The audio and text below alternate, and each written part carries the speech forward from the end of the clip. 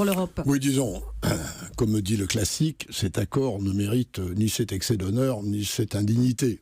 C'est un bon accord, avec un pays qui pourrait être européen, qui est une espèce de grande Norvège qui est au bord des États-Unis, qui nous ressemble beaucoup, et donc il n'y a aucune raison de craindre ce genre d'accord, surtout quand on regarde les dispositions qui protègent en quelque sorte le niveau de précaution européen. Bon.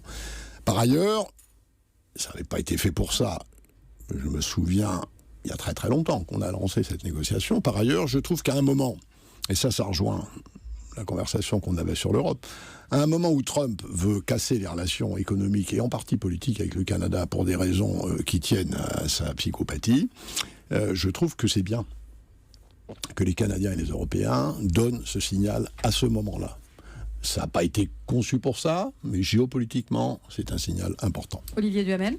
Cet argument est assez fort, mais justement, le Canada, justement un pays qui pourrait être européen, votre argument très fort sur la mondialisation de ces 20 dernières années, c'est qu'elle a sorti 700 millions de personnes de la pauvreté. Et je sais que, par exemple, il y a même des gens de gauche, il y a des syndicalistes à la CFDT qui disent courageusement ça depuis 10-15 ans, et c'est profondément juste.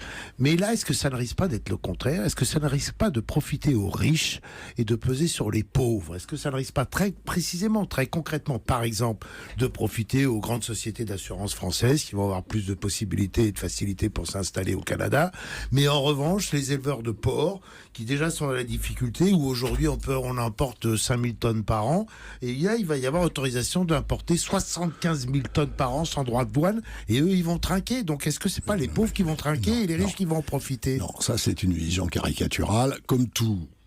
Les accords d'ouverture des échanges, il y a des gagnants, il y a des perdants.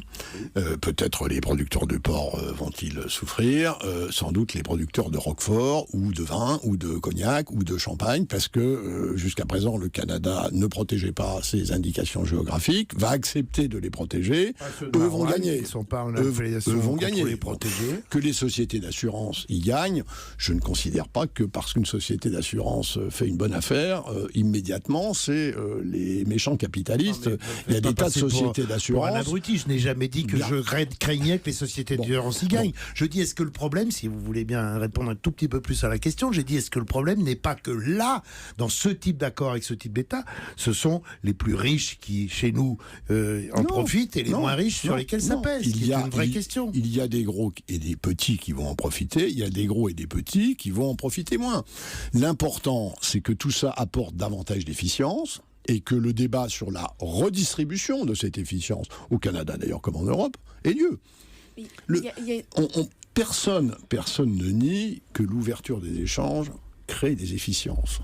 Le problème, c'est comment on partage le produit de ces efficiences. Et ça, c'est pas un problème commercial, c'est un problème social.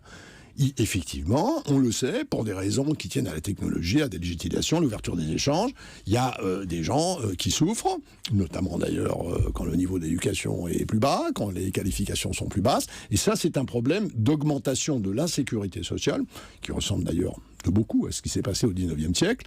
La solution, ça n'est pas la protection au sens commercial du terme, c'est la protection au sens social du terme.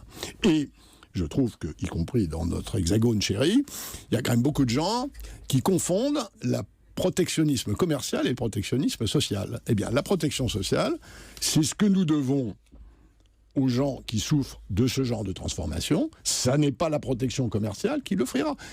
Qu'est-ce qui va se passer si on fait de la protection commerciale? On va mettre des droits de douane, comme le propose par exemple Mme Le Pen. Qui c'est qui va payer les droits de douane en question? C'est les gens qui consomment ce qui est importé. En général, ce qui est importé dans les biens de consommation... Marine Le Pen qui a voté contre le CETA hier. Évidemment qu'elle a voté contre le CETA. Elle est souverainiste, elle est nationaliste, elle veut mettre des protections aux frontières. Vos amis socialistes français ont voté contre aussi.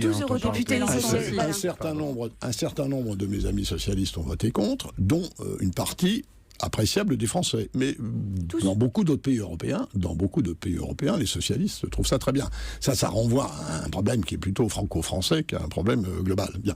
Mais ce qu'il faut... demande plus d'aller faire de la formation, quoi. C'est ça le problème. Ce qu'il faut comprendre, c'est que si on fait du protectionnisme, ceux qui vont payer le protectionnisme en question, parce que les taxes, c'est bien de dire je mets des taxes, mais il faut dire qui les paye.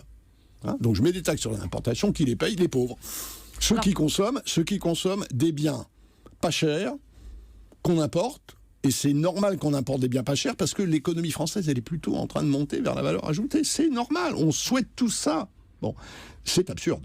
Franchement, c'est absurde. On se shoot dans le pied.